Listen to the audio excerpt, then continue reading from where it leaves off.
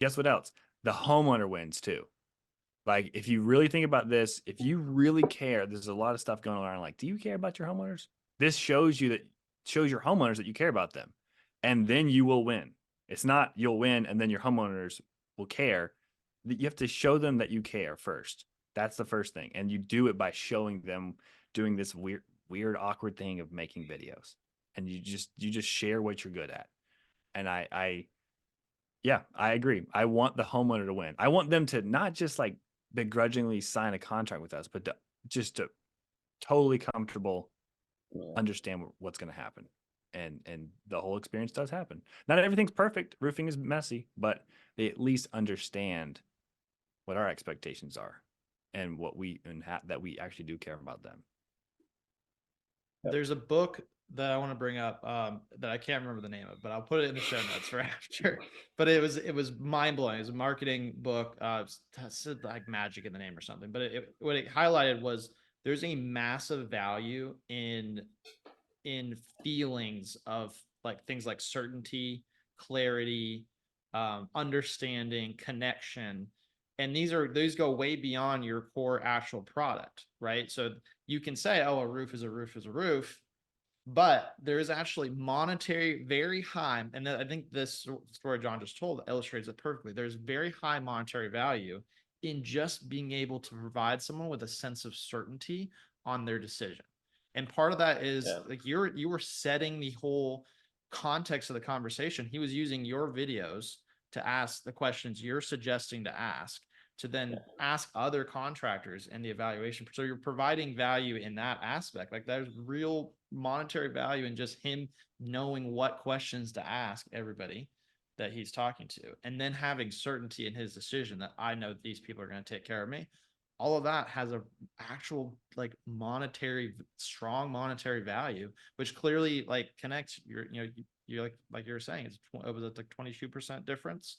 And Yep. so it's like That's a that lot. is literally the monetary value and difference of those Wow. feelings. Those are not just like, that's not just gas in the air. Like those are real things that people are looking for. They're looking for certainty. They're looking for the feeling that they're going to get taken care of and that human connection. And so I think, and I'll put that book. It's really great at like breaking down why all that's so powerful. So I'll put it in the show notes. But yeah, Cool. bring that up. I have one other big question for you. So, and this is kind of actually coming off what we just said, but how about we go through for you? So if a roofing contractor is looking to hire a videographer and they're evaluating different videographers, what questions should they be asking the videographers they're speaking with to determine whether or not they're going to be able to help them? That's a good question. Turn the back around on you. Yeah, totally. Um, yeah, I'm gonna have to think about this one here. I would say that, first would be to find somebody who understands marketing. There's a lot of people out there, especially young guys with great gear that make really pretty stuff. Like they really make pretty stuff. Great editors. But I think the number one thing is really kind of understanding like what's the purpose of the video. Like you can have the prettiest, shiniest, slickest video, but if the purpose is not defined, it's just a pretty shiny video that you look good in. Um, and video marketing so much more than that. It's so much more connecting with the consumer and understanding that there should be a reason, a very specific reason behind every video, um, and that's determined between you and the videographer. So that's kind of my first thing is find somebody who definitely understands marketing, video marketing, um, and I would say, you know, be mindful of the cheapest person and be mindful of it's kind of like that rule, be mindful of the most expensive person. Um, because you don't need you don't need like the highest end cinema cameras. I mean, I have a great cinema camera, my stuff looks great, but you don't need an Ari or a Alexa or a Red camera to make a compelling, effective commercial or like for a campaign. Um, and then the flip side of it is you can find some folks, especially younger folks and newer people, that will just be super cheap.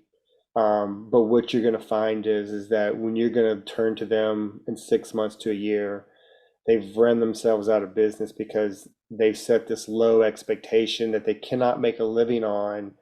And then when they try to go up from there, it's really, really difficult because they've were hired because they were the I've been lowest, there. the lowest person. So, I did that. um, Did that too. In roofing. Don't do that, roofers.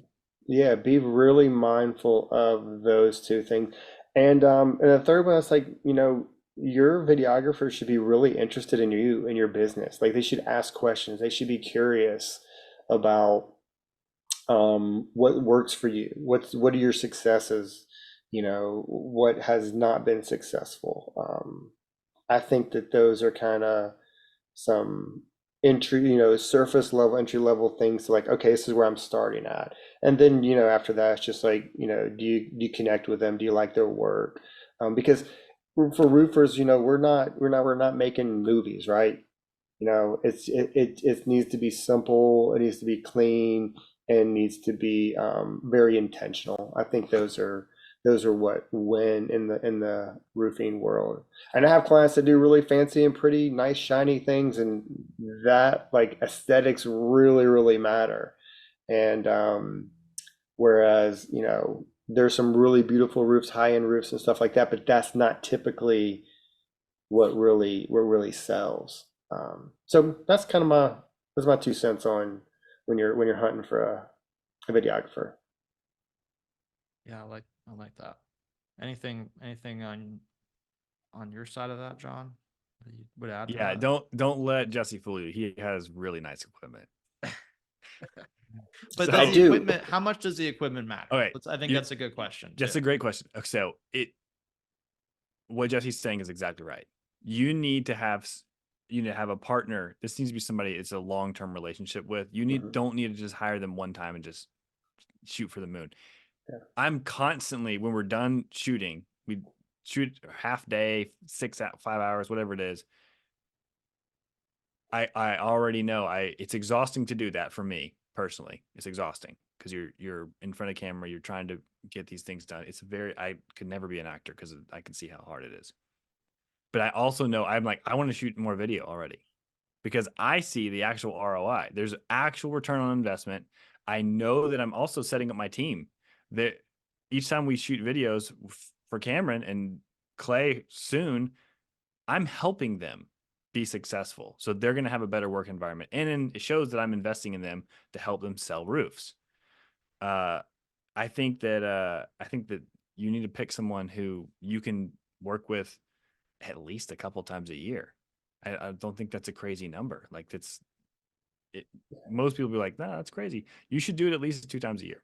You should do it. You should sit down, have a media day, and just have these lists of videos you need to shoot, and then make sure you're introducing new team members.